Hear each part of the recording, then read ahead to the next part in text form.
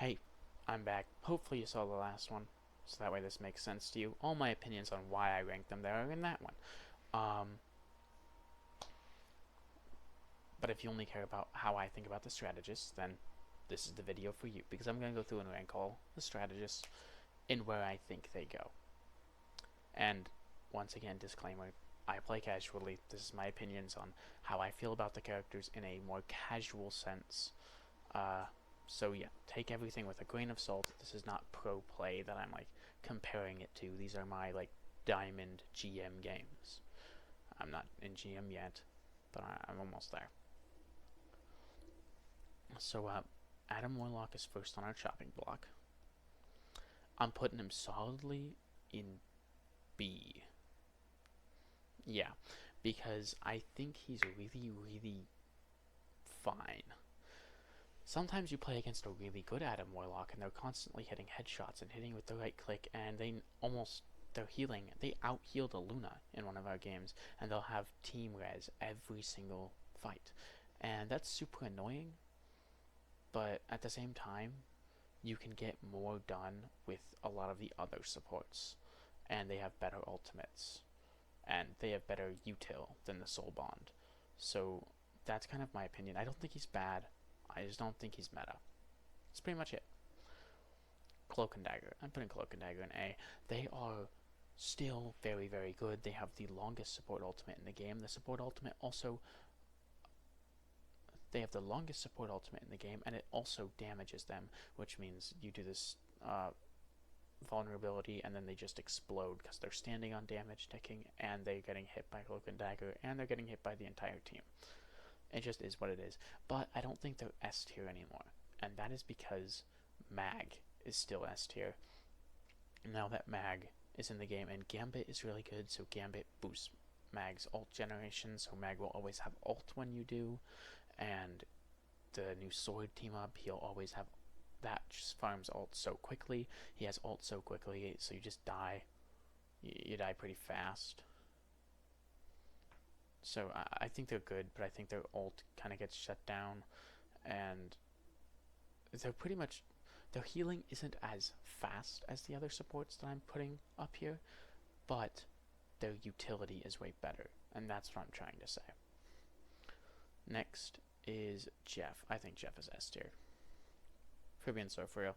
He's a terrorist, dude. I love him. I play him so often. I think he's great. He's really good at this game. You just stand there, you shoot down main. If you get really good, you can become really impossible to kill. Unless I'm taken completely by surprise, I almost never die, as long as my team is still alive. If my team all dies, then I have like multiple people shooting at me, and then I have a higher tendency to die. But you can like never die on Jeff sometimes, and it's insane. And then all of that, and you're healing everybody at once, and you're damaging their team, bursting through shields and any utility that they have, damaging supports. It's only like 20 damage per second after all the fall off, I think. But that's still pretty damn good. That's pretty damn good, because at the very least, it forces them to use their defensive abilities, and then they don't have it for later. And if they force those out early, then the dive gets to just have their way with them. I think it's pretty good. Yeah, there's not much to say about him. I'm putting Loki there. He does less damage than he used to, because that was kind of his whole shtick, that he could do a lot of damage and a lot of healing, and it was pretty oppressive. And I liked when they reduced the amount of damage and healing that his clones did by 80%. I thought that was fine, but then they gave him the fall off. And I was like, oh, well, that's kind of not needed, right? And then they reduced the fall off that he had and gave him an incentive for hitting direct hits. I think you give that same directive to his... Gave him a directive. Gave him a... something that... They rewarded him for hitting... I don't remember what I was going to say originally. They rewarded him for hitting direct hits. I think you give that same reward to damage that you have on healing. And in return, I think you... And then lower the fall off damage, but reduce the clones to maybe 75, so that way he doesn't have fall off, but it's only 75 from the clones, and then the extra 10 or 5 for damage and healing only on direct hits. I think that's good because it rewards good aim. He still has everything that makes him Loki, and his clones aren't as oppressive, because sometimes the clones would just do so much damage and so much pressure.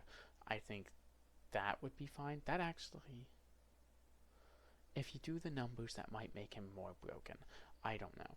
I don't think he's as good because his clones aren't as good, but his lamps are good. With the Mantis team up, his lamps are even better. I think he's A tier after his buff, especially with the extra 10 healing. He doesn't feel as strong as he used to, and so I don't play him as much, but I do think he's still fairly good. Luna Snow, I'm putting here. I used to tell you Luna was, well, not you, I only started doing this recently. I used to say Luna was the best support in the game, hands down. But now, the other supports just have so much more utility. At least the other ones I'm going to put in A, because like Invis and Gambit are super, super strong. Even Cloak and Dagger has more util that helps the team. And Luna just doesn't have any of that. She has the claps, but that's just boosted healing for the most part. It just kind of boosts the amount of healing that Luna does. Luna heals the most, and probably has the second strongest support ult. But it's just not... When the other supports will heal just as much, or more, depending on how long the game goes on. Like, Luna has the fastest, is what I mean by the best. Like, will burst people up super, super fast. No shot. It's just the most in that way. But Invis, for example, can heal through people, so heal multiple people at a time. So they heal more, and they heal the team more, and they have more util. They have the shield, they have the shift, the bubble that not only grounds, but it also slows enemies and does damage, and then the push that pushes or pulls and interrupts movement abilities. Like, when you can do the same amount of healing with so much more util, there's no reason to play the only healing person. But it is what it is. I'm glad to see Luna's off the throne, if we're being so for real.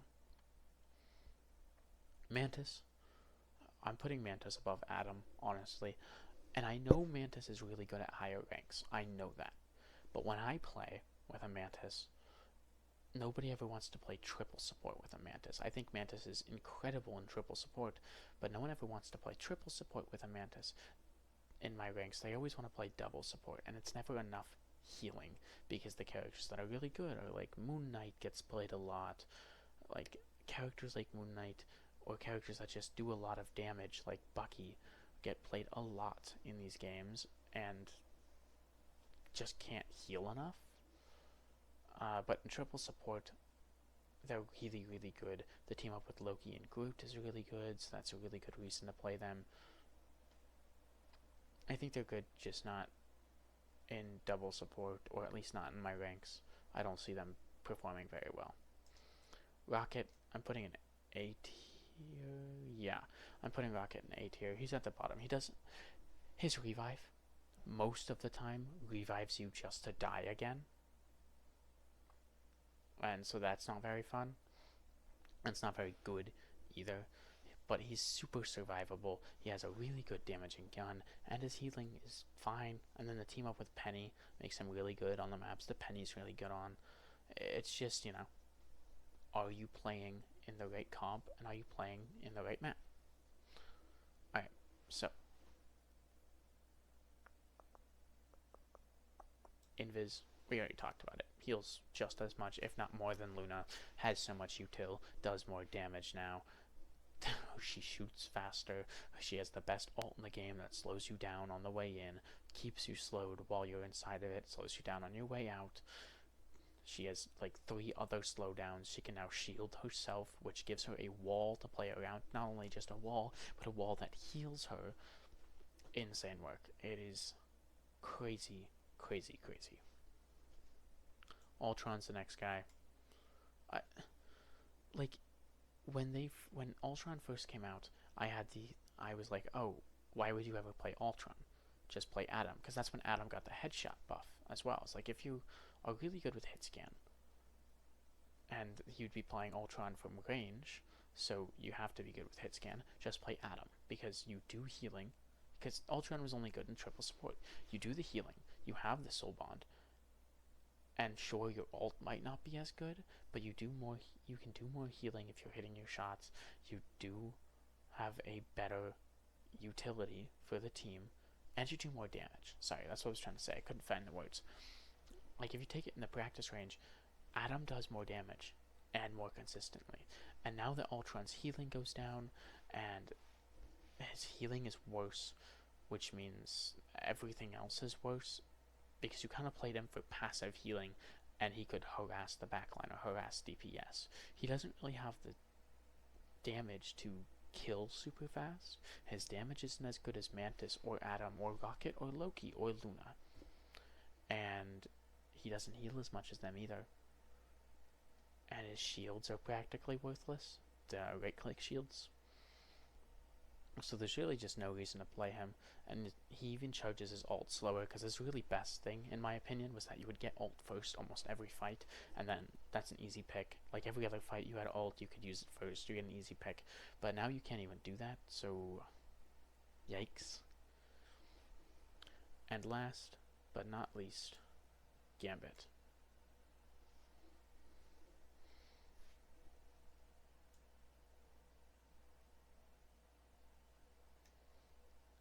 Gambit, I said in another video that I don't think he's good for the lifespan of the game, because there's no reason to play a DPS. Like, let's say you're playing Invis and Luna. You could pick any of the...